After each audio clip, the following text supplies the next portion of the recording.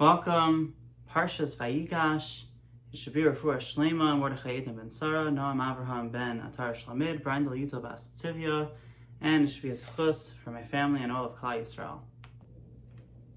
Yosef prepares the chariots to meet his father, and Rashi explains that he did this with zrizus in order to fulfill the mitzvah of kibbud av. So therefore he prepared the horses himself. But there's a question. We have a principle of mitzvah bo yotem shlucho, that it's preferable for one to perform the mitzvah himself rather than delegating it to a messenger. Why didn't Rashi use this principle as the reason why Yosef performed this mitzvah himself in preparation to meet his father? So Rav Yisachar Dov Reuben, the author of the Talei Oros in this beautiful Sefer Shnai Mikra, explains based on the Netziv. The Netziv offers a chiddush regarding mitzvah bo yotem shlucho, and he says that that principle that you should do the mitzvah yourself rather than do it through a messenger is specifically where the Torah mentions explicitly an obligation to prepare for the mitzvah, where there's explicit in the Torah a chiyuv hachana. So for example, the Torah explicitly includes the preparation for Shabbos, v'chinu es asher yaviu. And indeed, we find in the Gemara that there were many Amoraim that prepared for Shabbos themselves, personally. However, for mitzvahs where the Torah does not specify a chiyuv hachana, an obligation to prepare, such as in our example, kibbud av v'eim, then the principle of mitzvah bo yotem shlucho would not apply. And Rabbi Yisachar Dov Reuben points out that one of the rayas, one of the proofs that the Netziv brings is from Rashi. And thus it would appear that Shitas Rashi is that mitzvah bo yotem shlucho only applies for those mitzvahs where there is an explicit chiyuv hachana in the Torah. But here, where we're discussing kibbud av v'eim, and there's no explicit chiyuv hachana, preparation, obligation to prepare in the Torah, Rashi attributes Yosef's action of performing the mitzvah himself to zrizus, to alacrity, and thus Yosef, with his eagerness to fulfill the mitzvah of kibbud av, to see his father prepare the chariots himself, prepare the horses to meet his father who had come to see him. After Yosef reveals himself to his brothers, he tells his brothers, Vasimena la'av leParo, I've become a father to Paro, la'adon l'chol beso, a master of his entire household, u'moshel b'chol eretz Mitzrayim, and a ruler over all the land of Mitzrayim. So what does it mean that Yosef was a father of Paro, an av leParo? So the Ibn Ezra explains that being an av leParo means that Yosef served as Paro's teacher, as Paro's advisor. Right? The Gemara in Sanhedrin teaches that a teacher is considered like a father to their students. So Yosef shared his wisdom with Paro, who then submitted to Yosef's guidance, much like a son submits to his father and a student to their teacher. The Malbim adds another beautiful insight to this pasuk. The pasuk outlines Yosef's progression in Paro's court. Right. So first, Yosef became av leParo by offering advice and interpreting the dreams.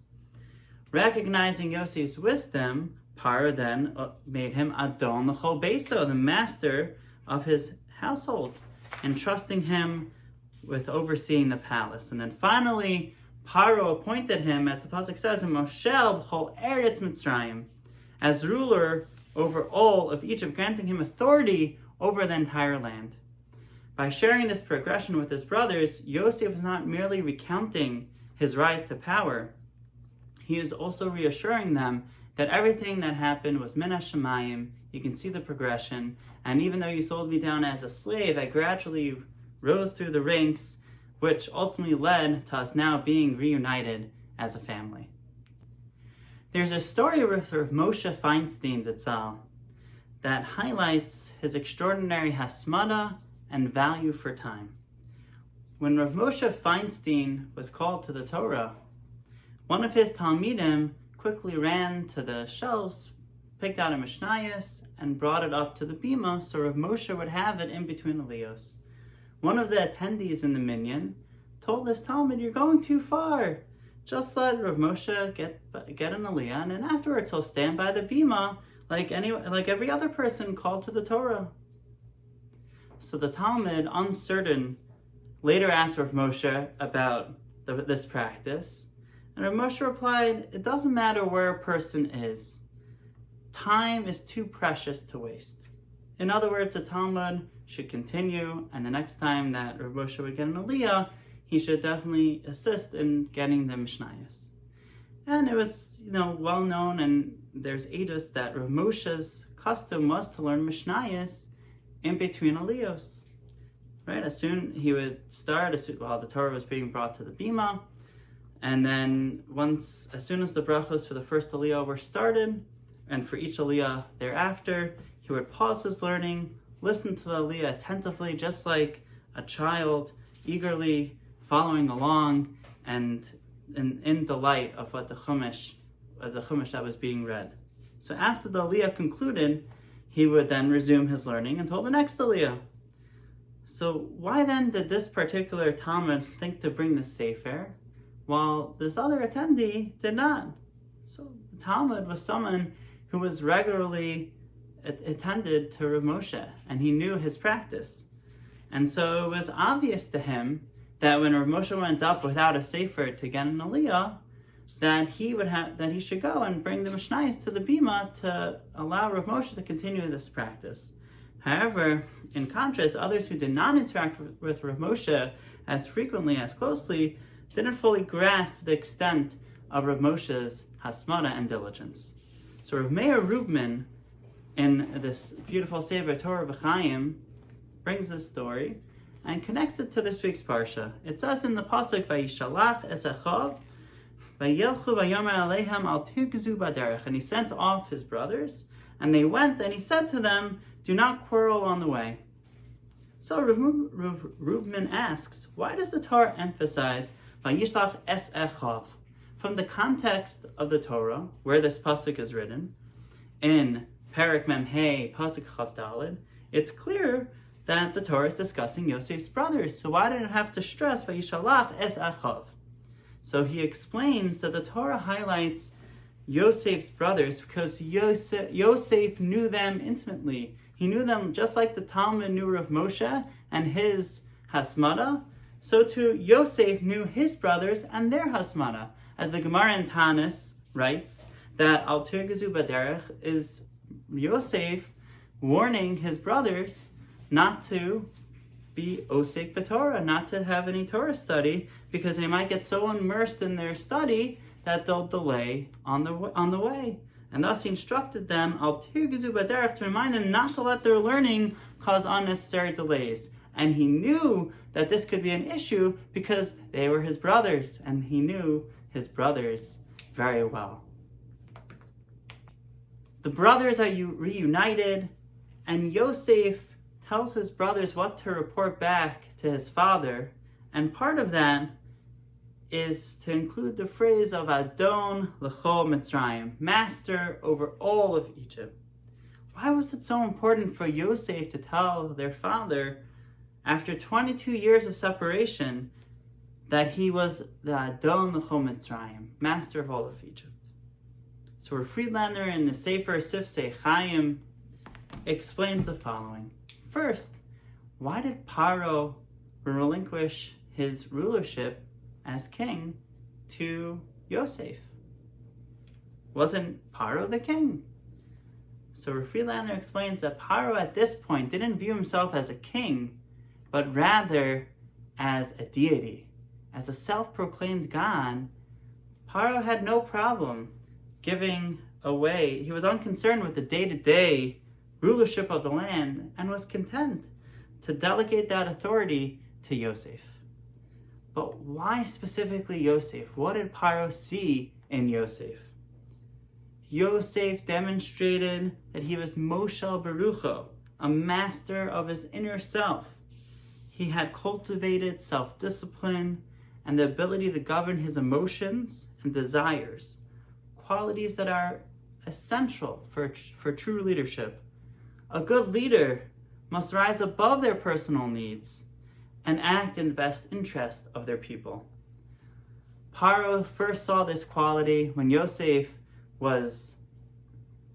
came to interpret his dreams, and Yosef humbly attributed his abilities to Hashem, not to himself. And so Pharaoh first made him the master to oversee his palace, his household, and then after seeing his work there, made him the Adon L'chol Mitzrayim, the ruler over all the land. So when Yosef instructed his brothers to inform Yaakov of his position as Adon L'chol Mitzrayim, he was delivering a deeper message. Yosef was affirming that despite the immense challenges and isolation of the past 22 years, he had remained true to the values and lessons that Yaakov taught him and instilled in him. He retained control over his body and emotions, embodying the teachings of his father, and it was this strength of character that helped lead him to become Adon L'chol Mitzrayim. In this week's Parsha, Rashi hints to us the mitzvah of honoring one's grandparents.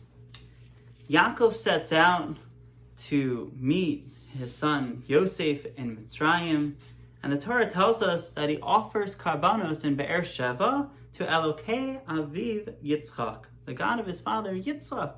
So Rashi explains and highlights from the fact that the Torah mentions specifically Yitzchak and not Abraham, that one is obligated to honor and respect one's father more than one's grandfather.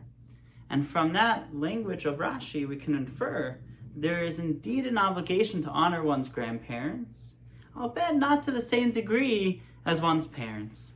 Rav Aryeh Leibowitz in the beautiful Sefer Kinyan Halacha from Sukkim to Poskim goes into this topic in depth. He cites the Ma'arik, who argues that while it is proper derech eretz, a matter of respect and decency to honor one's grandparents, there's no formal mitzvah to do so. And he applies this principle, the halacha, in a shul where it's customary for only one person to say Kaddish, which back in the day it was.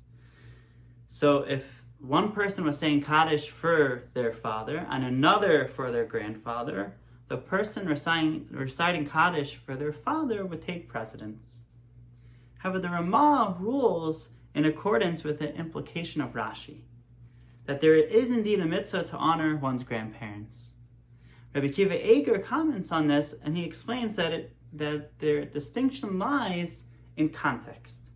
When both one's parents and grandparents are present, we should all have this chus to have that, honoring one's parents takes precedence.